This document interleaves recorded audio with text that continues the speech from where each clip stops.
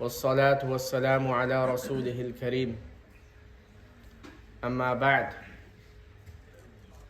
فأعوذ بالله من الشيطان الرجيم بسم الله الرحمن الرحيم ما يلفظ من قول إلا لديه رقيب عتيد وعن ابن مسعود رضي الله عنه قال رسول الله صلى الله عليه وسلم ليس المؤمن بالطعان ولا اللعان ولا الفاحش ولا البذيء رواه الترمذي أو كما قال عليه الصلاة والسلام صدق الله العظيم وصدق رسوله النبي الكريم. My dear respected brothers, elders, listeners, Allah subhanahu wa ta'ala, the Almighty, has given us this body which is an amana, is a trust. Is given to us by Allah subhanahu wa ta'ala. So we have to use it according to how Allah subhanahu wa ta'ala wants us to use this body. In our body there are two parts which hold importance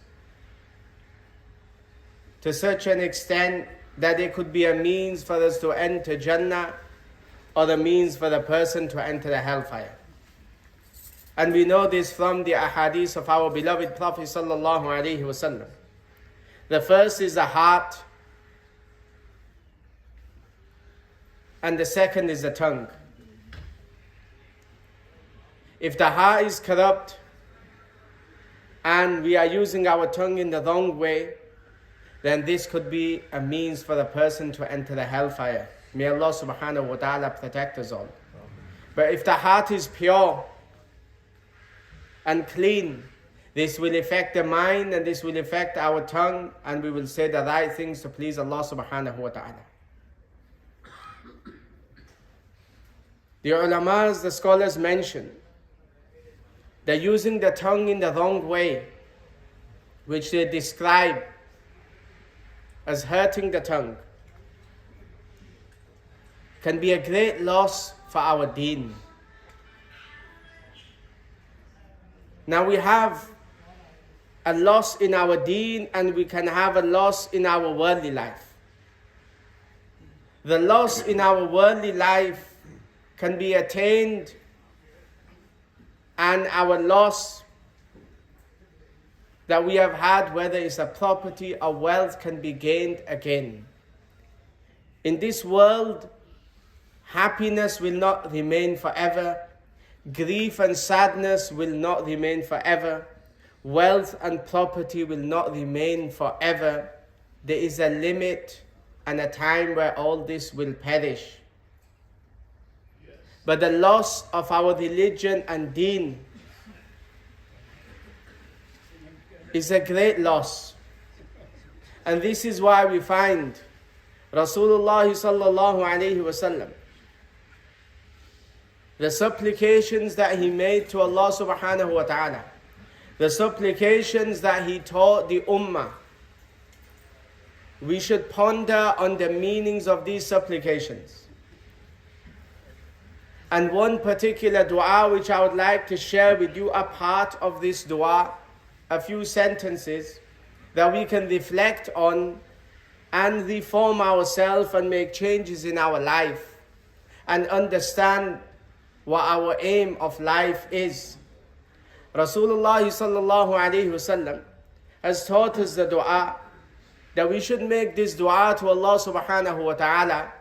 Allahumma la taj'al musibatana fi dinina. O Allah, do not give us any test or loss in our religion matters. A loss in the religion matter is irreparable. But a loss in the dunya can be gained again. And further, Rasulullah sallallahu alayhi wasallam mentioned.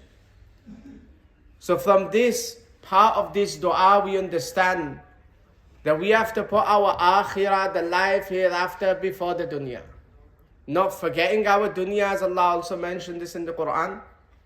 And we ask for goodness in dunya also, from a very popular dua which many of us recite daily. رَبَّنَا آتِنَا فِي الدُّنْيَا حَسَنَةً وَفِي الْآخِرَةِ حَسَنَةً. So we have the aim of the akhirah which should be in front of a believer. The next part of the dua, وَلَا تَجْعَلِ الدُّنْيَا أَكْبَرَ هَمِّنَا. O Allah, do not make our worldly affairs our aim and target and our only mission and worry. That we only think about dunya and the worldly life. This is our intention, our concern, our mission, our efforts are only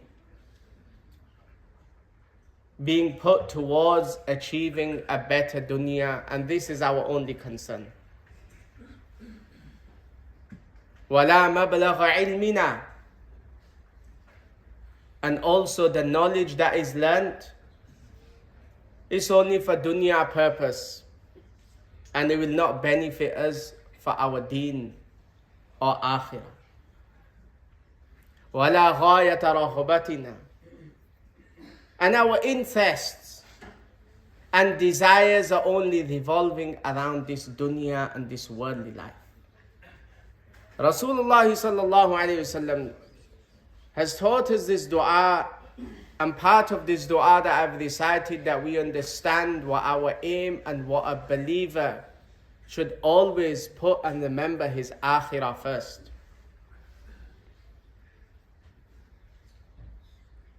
And now the tongue is where most of the sins that we find are committed.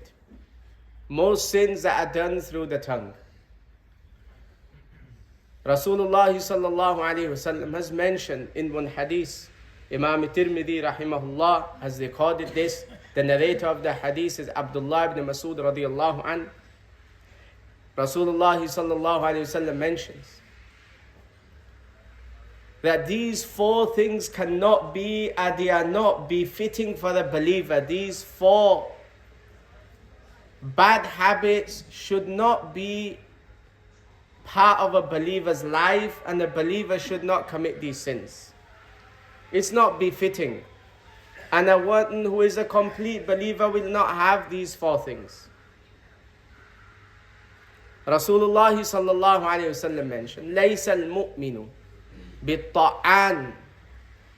A complete believer, it's not befitting for the believer that he taunts.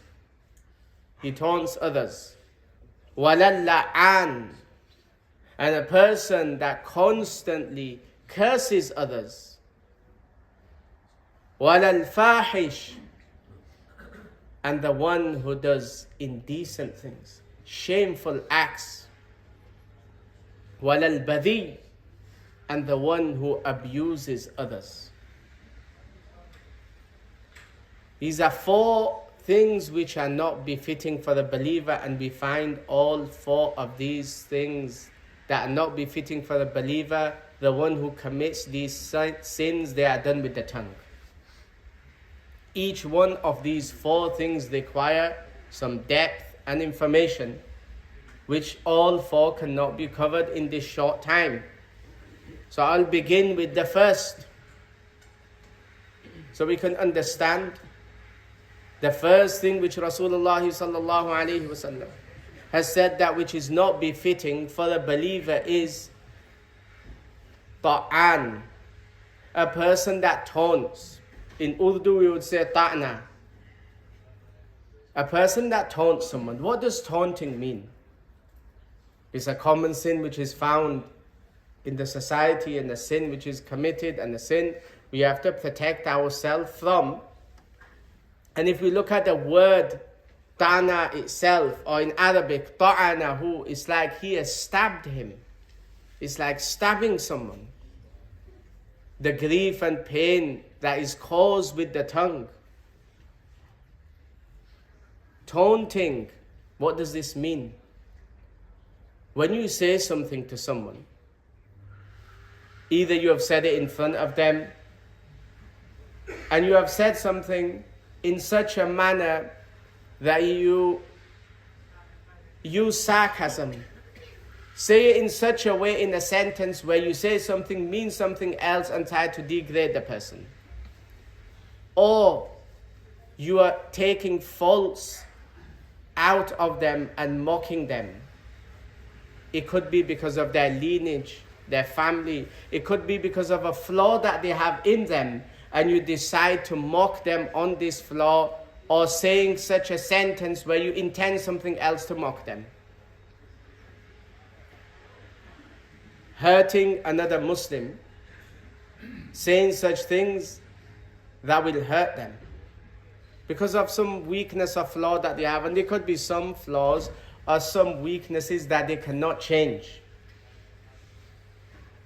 This is not the way that a Muslim deals with this matter. We find a person that has some flaw, some weakness in their deen. How should we go about this? If we look in the Quran, Allah subhanahu wa ta'ala mentions about the Anbiyas and how people try to mock them, yet they were the most intelligent, the most wise amongst the people. But what kind of things were said to them? The nation said, Inna lanaraka fi safaha, that we see you as a foolish person. What was the reply of the messenger? قَالَ يَا قَوْمِ لَيْسَ بِي سَفَاهًا, that I am not foolish. وَلَكِنِّي رَسُولٌ مِّن رَبِّ الْعَالَمِينَ, but I am a messenger from Allah subhanahu wa ta'ala, the Lord of the worlds. How did the Anbiyas? They did not use sarcasm. Shaykhul Islam Mufti Taqi Sahib, a great scholar throughout the world, in every country, have accepted him as a great scholar. He had written a book, almost 200 pages, in refuting some ideology that people had. After such effort was made in writing this book, he presented it to his father, who was the Grand Mufti of Pakistan, Mufti Shafi Sahib rahimahullah. The approach that Mufti Taqi Sahib had taken to present his argument was, there was some sarcasm in there for them to understand the point. When his father had read his book, 200 pages, he mentioned to his son, if you have written this book so people that are on your side, they will applaud you, they will be happy. But if you have written this book so people make changes and reform themselves, then it will not benefit them because of this way that you have adopted. Take the sarcasm out. Now, Shaykhul Islam Mufti Taqi Sahib, he mentions all this effort that I'd put. It was like a mountain that had fallen on me. And then he made changes. And he made intention that this way and method, it will not be part of my life. And his father addressed him, advised him that this was not the way of Anbiya alayhim salatu wassalam, as some of the verses that I've quoted from the Quran. So this is not befitting for a mu'min, for a Muslim, to use this method. Sometimes we find there is some weakness in a Muslim, or some sin that they are committing. Then how do we address them? Because it is our responsibility to do amr bil ma'roof and nahi anil munkar. We must enjoin in good and forbid evil. This is our responsibility, whether we have knowledge or we do not have knowledge, whether we know one ayah of the Quran. What we know, we have to enjoin in good and forbid from evil. This is from the Quran, from the teachings of Rasulullah sallallahu alaihi wasallam. But we have to think and use the right method. And Shaykhul Islam Mufti Taqi Sahib mentions, now there are 2 points. We have one where we have been given a responsibility to enjoin in good and forbid from evil. It's a must that we have to do, and there's no escape. Some people think it's only the job of the scholars.